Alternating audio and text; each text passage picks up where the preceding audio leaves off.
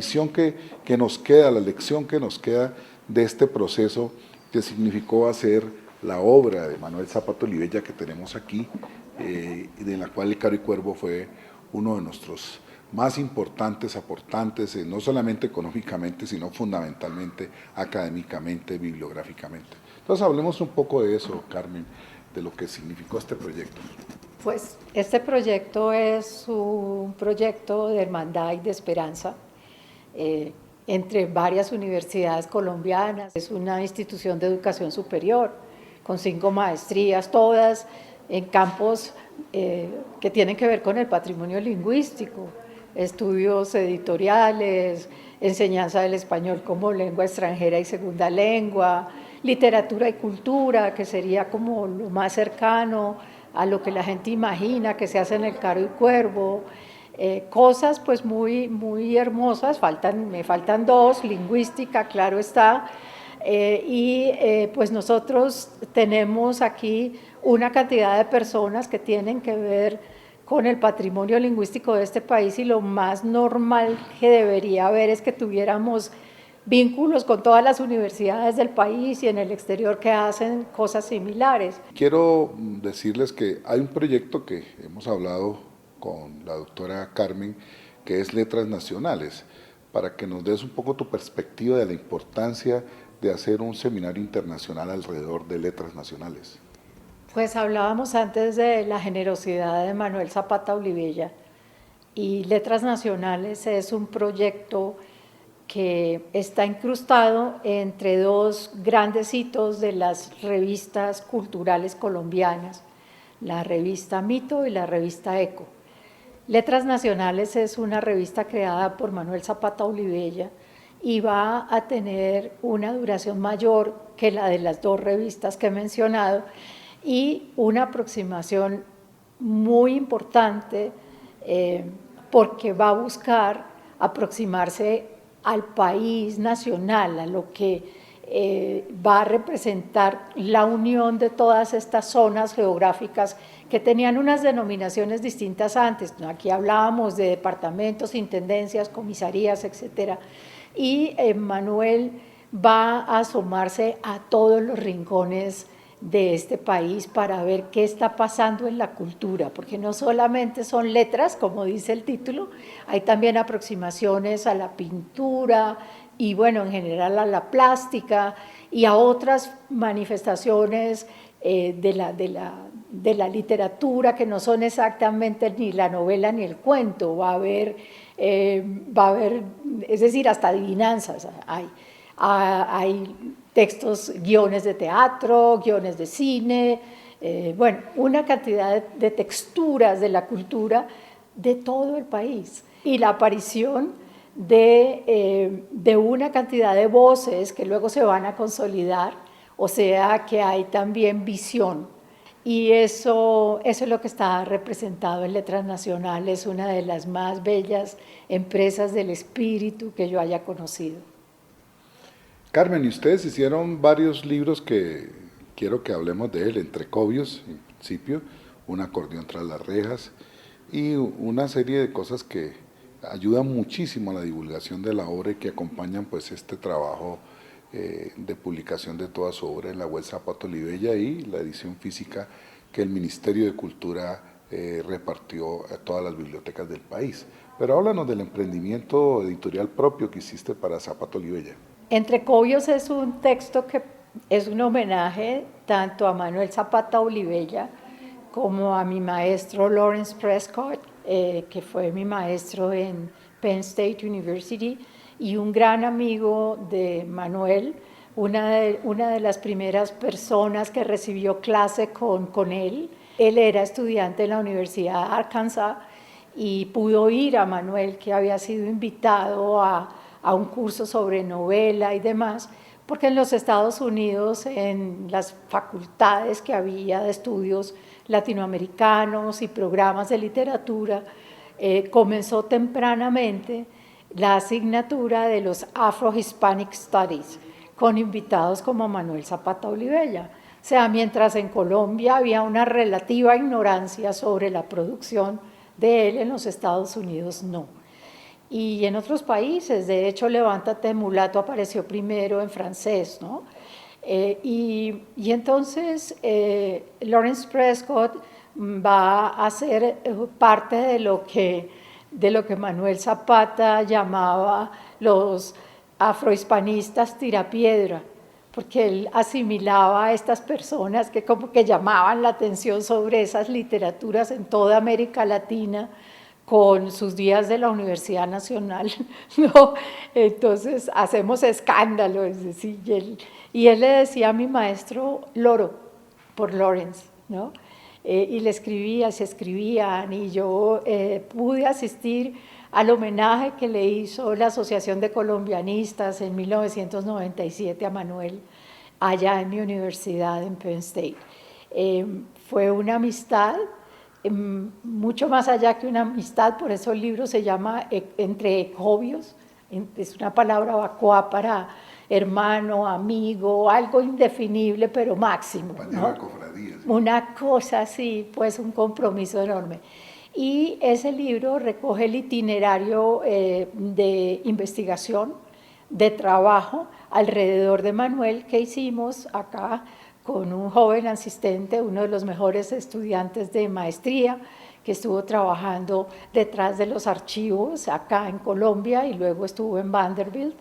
Y pudimos organizar también un coloquio en torno a Nina de Friedemann, y de ahí fueron como aglutinándose los elementos de las cosas que necesitábamos para crear un libro que sea una invitación a los archivos, ir presentando archivos, ir presentando entradas a la manera de hipervínculos de investigación. Y ese fue un libro que salió antes de que saliera la caja, producto de todo ese proceso de investigación que se cierra de alguna manera con el coloquio en torno a Nina, en el que participan estudiantes de la Universidad del Valle.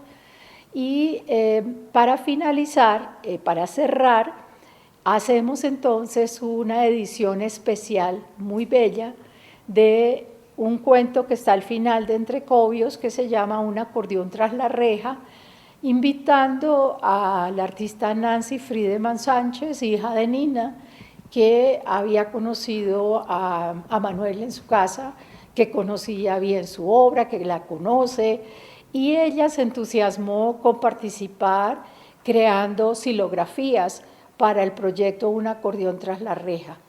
Y el libro pues es un libro objeto, un libro río, un libro que se despliega en 2 metros así, con sus imágenes, que se lee circulando, ¿no? Y es una invitación a la lectura y al conocimiento de la obra de Manuel, que fue depositado ya en todo el sistema de bibliotecas públicas de Colombia, un libro hermoso. Esta reunión que hemos tenido con la Universidad Tecnológica de Pereira, su doctorado, el doctorado en Humanidades de la Universidad del Valle y el equipo de dirección del Caricuervo, sobre todas las posibilidades que tenemos de hacer un gran proyecto alrededor de la historia crítica de la literatura colombiana. Bueno, ese sí que es un proyecto que tiene que ver con el patrimonio lingüístico de este país, porque la aproximación crítica enriquece e ilumina todas las lecturas y ayuda también a la conformación de públicos lectores. La gente a veces, los escritores y las escritoras, algunas, son como reacias a la crítica literaria y dicen que eso no sirve para nada, que son parásitos, que están, no, pero esa no es la función de la crítica, ni ensañarse con nadie, ni nada. La forma de apreciación de la literatura y del arte en general se enriquece con las iluminaciones, como las llamó Walter Benjamin, en torno a esas obras. Y para el crítico, la crítica literaria, abrir espacios intersticiales para mirar por entre las líneas, para mirar entre los colores, entre la figuración, es una forma de abrir la obra y de verla. Como decía Humberto Eco, las obras están abiertas y el público que lo ve o lo cierra a su manera y la lleva así y la nutre con su propia vivencia e interpela la obra, es la completitud de ese proceso, porque se escribe para comunicarse, pinta para decir. Entonces, la común humanidad se cierra en el proceso interpretativo. Nos llevaste a Cali en el seminario del 2018 tras las huellas de Manuel, que es el diccionario de colombianismos, que yo considero un aporte extraordinario, no solamente por su contenido, sino por la belleza de la edición, de la importancia de este diccionario de colombianismos. Pues el diccionario de colombianismos es otra expedición al patrimonio lingüístico de este país. El instituto trabaja con el español como se habla en Colombia, corresponde a la Academia de la Lengua, como debería. Es una riqueza enorme. Colombia tiene varias regiones dialectales, ¿no? Entonces, personas que colaboraron, colaboradores en cada una de esas regiones para recoger los decires, ¿no? en las diferentes zonas, en todos los registros. Hacer un diccionario es la tarea de los lexicógrafos y lexicógrafas de este instituto. Y a los 5 años pudimos sacar el diccionario que tiene 10.000 colombianismos recogidos en lo que llaman los lingüistas corpus, ¿no? Grupos de palabras que se han ido aglutinando en diferentes espacios y salen de las novelas, de los poemas, de los artículos de prensa, de la televisión, del habla callejera. El diccionario de colombianismos es sabroso porque el grupo semántico más grande, el que más aporta colombianismos, es la comida, los alimentos, el gozo de comer, ¿no? Y bueno, hay otros, pues obviamente hay palabras groseras, algunas, bueno, yo tampoco me fijo mucho en ellas, la verdad, porque esas cambian mucho también, el registro de las palabras fuertes va cambiando, y estos diccionarios, hacerlos toma su tiempo, y a veces cuando uno saca el diccionario ya han pasado de moda bobadas que se decían en un momento por una tribu urbana o alguna cosa así. Entonces la lexicografía tiene sus reglas, ¿no? Para no estar perdiendo el tiempo con modas pasajeras. Pero sí es un diccionario sabroso por donde lo abre. Yo les quisiera contar lo que fue la locura de vender ese libro del diccionario en la Feria del Libro presencial, la Feria del Libro. ¿No? Fantástico. Todo el mundo llegaba en picada. Allá en el stand de la feria, los choferes que manejan los camiones y las cosas del instituto estaban allá y tenían un comercial que yo no me lo hubiera imaginado. Pedro, quien trabaja conmigo, le decía a la persona que se acercaba a mirarlo, ábralo por donde quiera. Y si ahí no encuentra una palabra que le decían en su casa o su abuelita, no se lo lleve, no se lo lleve. Entonces, pues eso, como, a ver, usted lo abre, ¿no es cierto? Y usted huele el pan, y usted dice, uy, sí, está la palabra zumbambico, así me decían a mí. Este zumbambico, no molestaba mucho. Exacto, ¿no? Entonces, pues, fantástico, fue fantástico, sigue siendo fantástico. Esto del diccionario muestra la enorme y hermosa y necesaria labor del Caro y Cuervo. Han hecho una con las lecturas. Ustedes tienen un programa de lecturas que es maravilloso y que vale la pena que nos cuentes un poco de esa experiencia. Leer en voz alta, eso es una tarea necesaria y es una tarea que la gente piensa que solo se hace con los niños chiquitos, leerles cuenticos. Resulta que siempre hay un componente de oralidad en apropiar las piezas y hacemos lecturas, participamos en lecturas continuas de obras, participamos en lecturas como plegaria. Yo creo en lo que decía el filósofo catalán Méliès sobre la lectura como plegaria, que cuando uno pasa la voz y construye un común de sentido, pues el sentido se enriquece. Lo hemos hecho muchas veces, lo hemos hecho aquí, lo hemos hecho en otras universidades, enseñamos a leer, enseñamos a pautar para leer en voz alta y gozamos de la oralidad. Bueno, podríamos estar hablando aquí muchas cosas de este extraordinario Instituto Caricuervo que en los últimos 8 o 10 años ha venido bajo el comando de nuestra amiga querida, la doctora Carmen Millán de Benavides, que le da otros horizontes a muchas cosas de este instituto, sobre todo en el tema editorial y en el tema académico. Creo que el instituto ha tenido un gran desarrollo, tiene una cátedra como la de herencia africana, que también quisiera que comentaras para finalizar sobre la cátedra.